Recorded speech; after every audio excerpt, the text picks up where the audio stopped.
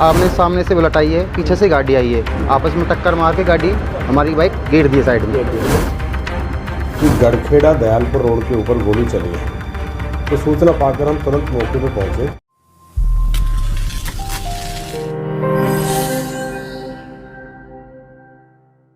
फरीदाबाद के बल्लभगढ़ में दयालपुर गांव के समीप एक बार फिर गोलियों की गड़गड़ाहट सुनाई दी है, जिस गड़गड़ाहट के बीच पड़ोसी गांव से पैदल पैदल अपने गांव जा रहे पिता और पुत्र पर गोलियां बरसाई गई। बताया जा रहा है रंजिश के चलते कार सवार बदमाशों ने पिता और पुत्र पर करीब आधा दर्जन फायरिंग की, जिनको कई गोलियां लगी। दोनों घायलों को आनन फानन में उपचार के लिए फरीदाबाद के एक निजी अस्पताल में दाखिल कराया गया। अगर घायलों के परिजनों की माने तो बुधवार रात को उनके घर के पास कुछ युवक कार में बैठे शराब पीते रहे और जिनको राजवीर ने घर के पास शराब पीने के लिए मना किया, तो आरोपी नाराज हो गए और देख लेने की धमकी देते हुए वहां से चले गए। 11:30-12 के बीच में, और इनसे नहीं कोई लड़ाई नहीं कुछ, ऑटोमेटिक कहने लगे कि हमारे गांव के और दूसरे गांव के बीच में 1 किलोमीटर का गैप है, वो हमको पैदल अप डाउन करना पड़ता है। उसको अप डाउन कर रहे थे तो रास्ते में हमको खतरा दिखा, घर से बाइक बुलाई।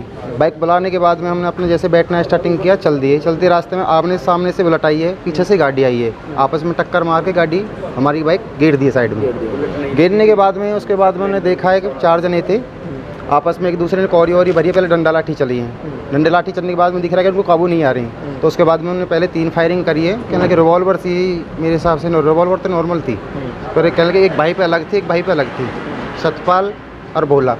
वो भोला ने 3 फायरिंग करी कि 3 फायरिंग यहाँ हो रही हैं और 3 तैयारी में लगेंगी। उसने तुरंत ही तीनों यूजिंग कर दी जहाँ पे उसको करनी थी। उसके बाद में जो दूसरी बंदूक थी सतपाल पे, उसने कहा कि ये मेरा दुश्मन है, उसने एक पेट के नीचे मारी, एक हाथ पे मारी, राइट साइड के पे।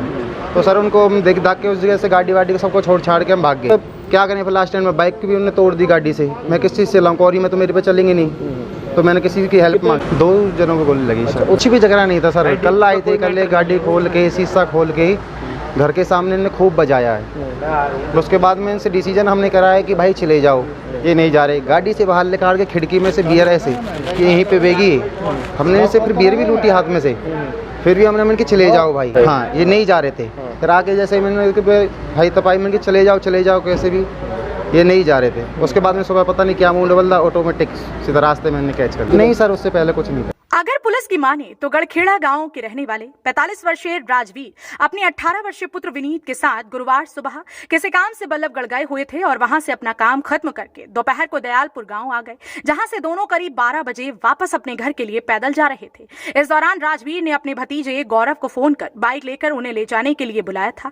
जब गौरव वहां पर पहुंचा तभी उनके पास एक कार आकर रुकी, जिस कार में सवार लोगों ने पिता पुत्र पर फायरिंग शुरू कर दी, जिसमें विनीत को 1 गोली लगी और राजवीर को 2 गोली लगी, जो कि फरीदाबाद के एक निजी अस्पताल में उपचाराधीन है। घायल फिलहाल खतरे से बाहर है। आरोपियों के खिलाफ मुकदमा दर्ज करके आगामी कार्यवाही अमल में लाई जा रही है और जल्द ही आरोपियों को गिरफ्तार कर लिया जाएगा। कंट्रोल रूम के माध्यम से थाना पर सूचना प्राप्त हुई थी कि गड़खेड़ा दयालपुर रोड के ऊपर गोली चली है, तो सूचना पाकर हम तुरंत मौके पर पहुंचे।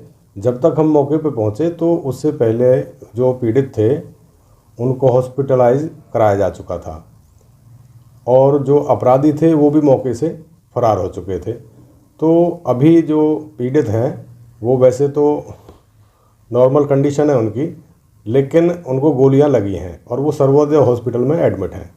हम उस पर FIR लॉन्च करने जा रहे हैं अभी under appropriate sections of law, और आरोपियों की तलाश करेंगे, जल्द से जल्दी उनको गिरफ्तार करेंगे। और पीड़ित एक तो राजवीर है और दूसरा उसका बेटा है बिन्नी, उनको गोलियां लगी हैं। इनका कोई आपसी कल कोई छोटा मोटा तू मैं विवाद हुआ था, उसको लेकर के ही इनका सुबह फिर ये झगड़ा हुआ। तफ्तीश जारी है, बहुत जल्द गिरफ्तार करेंगे हम इनको। सीएस पे काम करने लग रही है, पुलिस की भी हमने टीम बनाई है पुलिस स्टेशन से, वो भी काम कर रही है इस पर। वारदात घटित होने के बाद सूचना पाकर पुलिस और क्राइम ब्रांच की टीम भी मौके पर पहुंची, जिन्होंने मौका मुआयना करने के बाद आरोपियों के खिलाफ मुकदमा दर्ज कर आरोपियों की तलाश शुरू कर दी है। लेकिन देखने वाली बात यह होगी कि पुलिस आरोपियों को कब तक गिरफ्तार कर पाती है। हरियाणा वरदान के लिए फरीदाबाद से जितेंद्र बेनीवाल की रिपोर्ट। देश व प्रदेश की खबरों को सबसे पहले देखने के लिए हरियाणा वरदान चैनल को सब्सक्राइब करें, लाइक करें व शेयर करें।